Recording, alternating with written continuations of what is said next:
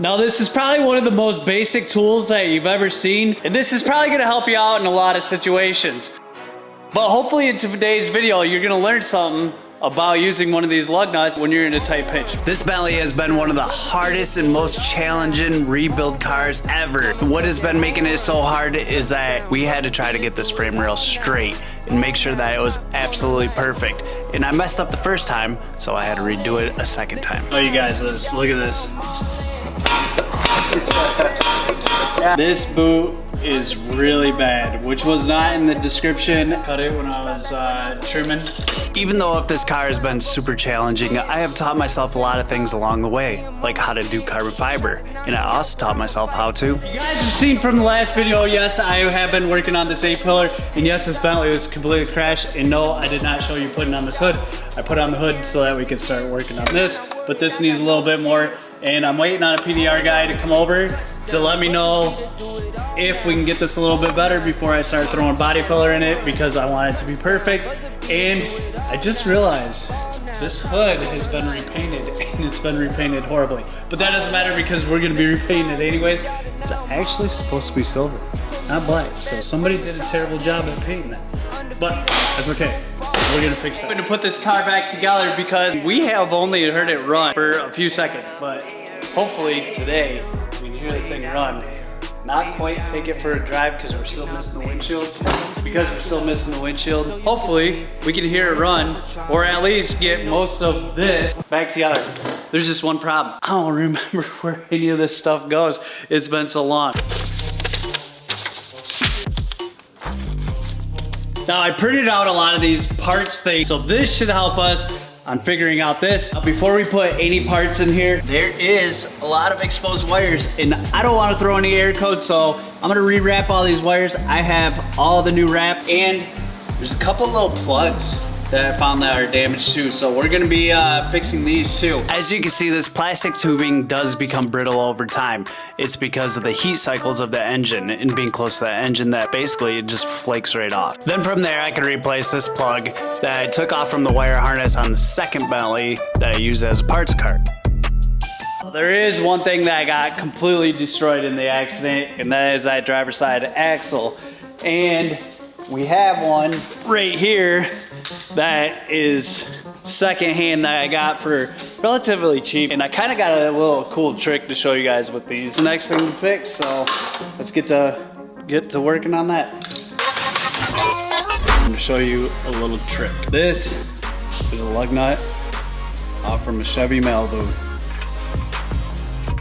See, if you have one of these and you're at the junkyard, and I learned this a while ago, is that you just gotta find the lug nut the right size. You stick it in there, you wedge something in there, bam. You never know what you're gonna learn on this channel, so for that, I feel like that deserves a like and subscribe. So let me show you guys what I mean.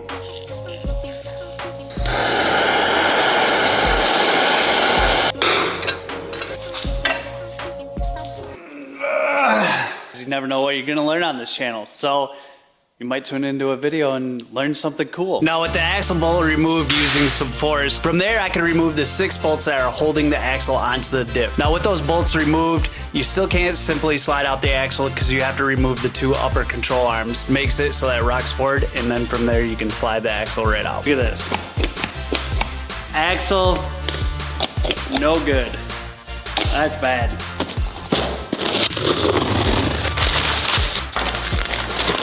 Oh, that's not good. Fortunately, this boot is really bad, which was not in the description at all. This is not gonna work. We're gonna have to wait on that. We can still move on. Fortunately, I didn't record any of this, and I'm completely sorry, but I ended up taking this axle completely apart. It looks like that just this boot is ripped. Everything else seems to be fine. I will show you how to put it back together, but I'm gonna check the other side. That looks really good. That boot looks really good. I probably won't have to replace those, so I'm not gonna worry about that right now. Now, since we're waiting on some parts, I think that we can jump over and start working on, there is this power steering line that did get damaged, so I think we should jump onto that. So this line, obviously, has been kinked, and I painted over it because I wasn't too worried about it. I knew I was gonna have to replace this, which is pretty simple because there's 2 nuts right there, 10 millimeter, slide it out, replace it, good to go.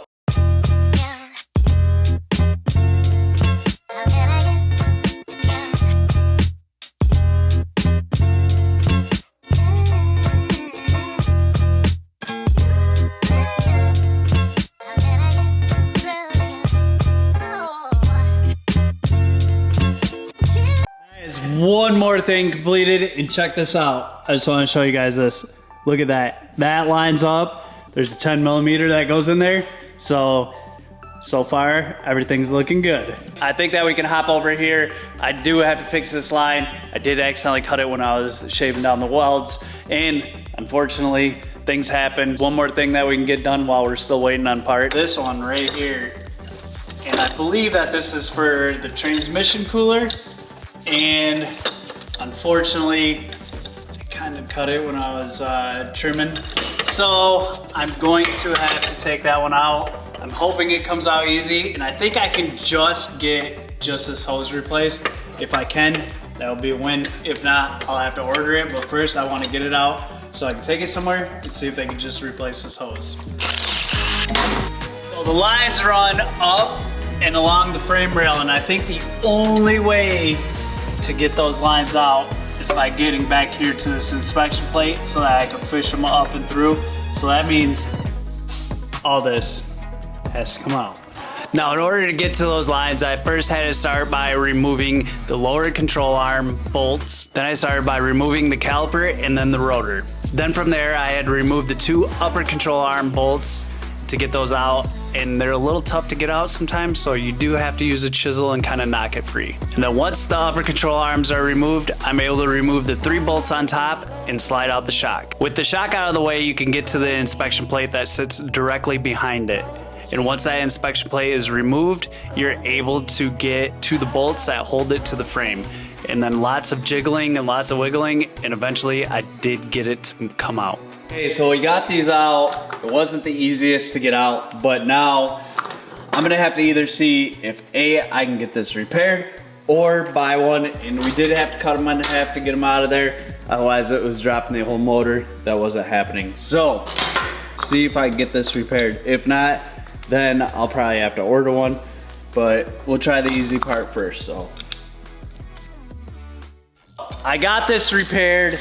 It was like $100 to get it done, which is actually pretty cheap considering, but you can't find this anywhere. And if you're gonna order it OEM, it was like stupid expensive, but got it repaired for $100. Let me show you. See here, they like welded these things on here and cleaned it all up. The guy explained it to me how it works. I'm not really sure because I'm not a professional, but they weld this on, they cut it, weld it, crimp it, and this is actually better than OEM because this is like really flimsy and this is actually like really good high pressure hose. But I did scrape it all up, so I'm gonna throw a little bit of paint on it. I did grind down the little tabs, the sharp edges, so that when I put it back in the car that it doesn't rub against anything and create any issues in the future. And then once I did that, I taped up the brand new hose to make sure that I do not get any paint on it because we want it to look nice. And then just using a cheap can of 2x primer black, just sprayed it down, called it a day. We're waiting on that to dry. Now I can come over here and I'm actually gonna work on this, get a boot for the axle, and this is actually off from a Phaeton, which is the exact same boot, and it's only 27 bucks. So we're gonna put this boot on here, we're gonna fix this thing. It's pretty much the exact same, so yeah, let's get to fixing this. So here's the part where that we replace the axle, and I'm gonna show you in reverse order on how that I did this. First thing I did was clean down everything with brake clean to get all the grease off from it. The first thing that you do is you slide the boot over to the top of the axle shaft. And then there is one little groove that you take one of these snap rings and you put it around there. Then from there you can take and you can slide on this coupler that holds the bearing and put it on there and give it a few taps with a hammer and it will slide right down. And then with that being on there nice and snug, there is another little groove on the backside where you put the other snap ring on, and that will hold it all into place. Once you have all the snap rings and the mechanism that holds the bearings, I don't know what they call it, you take and you put the bearing in on an angle and you kind of stick the little round piece in the middle and lightly tap it and they'll start to slide in. You have to do it on an angle. It's a little tricky, but once you get it started, it does slide right in and it does work out. And then once you have all 3 bearings in, then you fill up the boot with grease. Once everything is filled up with grease, you do put on these one-time use clamps, and they're not the easiest to use. I ended up getting them to hook and then use a pair of pliers to crimp them together and lock them into place. One axle repaired. Now we can install it into the Bentley, and for 30 bucks, worked pretty good. So let's install this and move on to the next thing.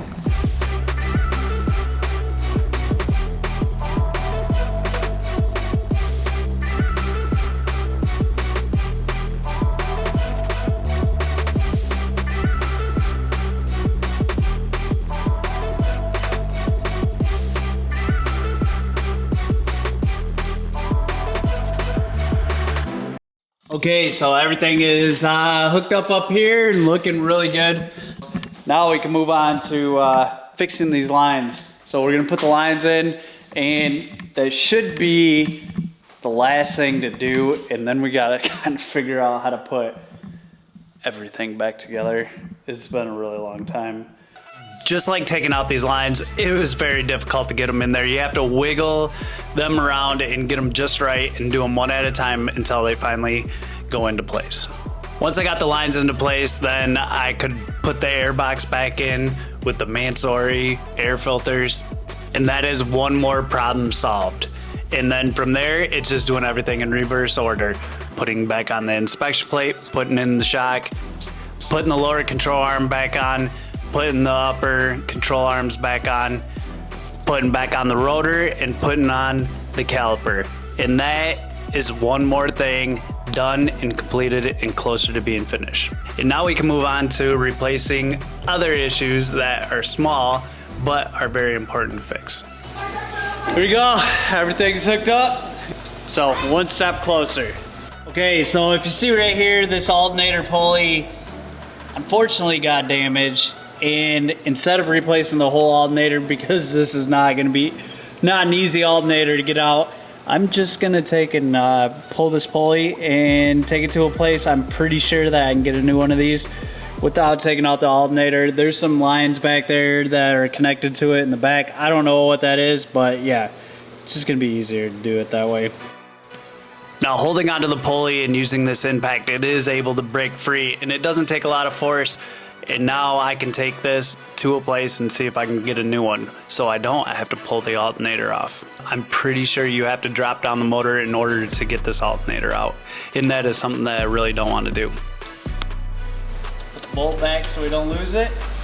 Okay, since I replaced this, now I think that what's important is, because this line is pretty hard, I should start building up this side first. So I think that's what I'm gonna do, is build up this side to make sure that this doesn't need to come back out. Really hope that doesn't have to come out, but we're gonna start building up this whole side. I started by bolting in the horns, which are two 10mm that bolt right to the frame rail. And then from there, I started moving some of the wires and clipping them back onto the frame rail where they're supposed to go. And then I moved on to installing the secondary air pump, being very careful because this thing is very fragile. These lines that come off from it, they get extremely brittle, and just being cautious because they are very expensive to buy. And that's not to say that any used ones are not going to be just as bad, because just like the wires before, the heat cycles, they get brittle, they break. Now, once I had the secondary air pump installed, I moved on to installing the coolant reservoir, which goes in between this frame rail and all these wires, and a little bit of wiggling, got it right into place. Now, I printed out a lot of these parts things that show you pretty much every part that you have. So this should help us on figuring out this, and I'm gonna start down there and just kind of work this way out. And if you see, now using this diagram, it helped me with remembering how that this AC compressor went in. There's 3 Allen wrench bolts that go into this bracket that holds the AC compressor on. And then after you get the AC compressor bolted in, there is a bracket for the power steering pump that there's 3 bolts that goes to that. And then you can put it on the power steering pump. Then turning the pulley on the front of the power steering, there's 3 more Allen bolts that you bolt in, and then that secures everything together. Okay, now that we got this, now we can move on to this line and this line right here, which I have right here. So we're gonna put those in. This thing is insane. It's massive. And then we'll put in this, and that gives us another connector. So let's throw these in. Now these lines are very easy to install. They just push into place, and then there's 1 Allen wrench bolt that you tighten down and it holds it into place. And then once those lines are secured to the AC compressor. Then there's like this expansion container that you use, and then both lines attached to that. And that is one more thing connected, and the AC is almost complete. So if this video seems like that it's a little bit back and forth, a little bit all over the place, it is because a lot of the stuff that I did in this video, I did it previously. And then there's a lot of things that I was waiting on, a lot of back and forth, a lot of things that I had to figure out, and it took a long time. So this video, I wanted to make sure that I got a lot more done, and that's why it's taking me so long to get it out, and I apologize to you guys. But with that being said, I did get a lot of things done. I did get a lot of things. So in the next video, which I'm gonna edit real soon, and I'm gonna get it out so you guys don't have to wait a month or two to get it, but I got a lot more things done on this, and there's gonna be more tricks inside of that video of things that I've learned. So, that being said, if you like this video, be sure to give it a thumbs up. If you want to see more of the Bentley build, and there's a lot of cool things coming, be sure to subscribe. This video is over, and peace. And I really have to say to you guys, thank you. Always thank you for being patient. This is probably one of the hardest things I ever had to do with trying to figure out life, plus do the YouTube thing. It's extremely hard, but I love it, and I want to continue to keep doing it.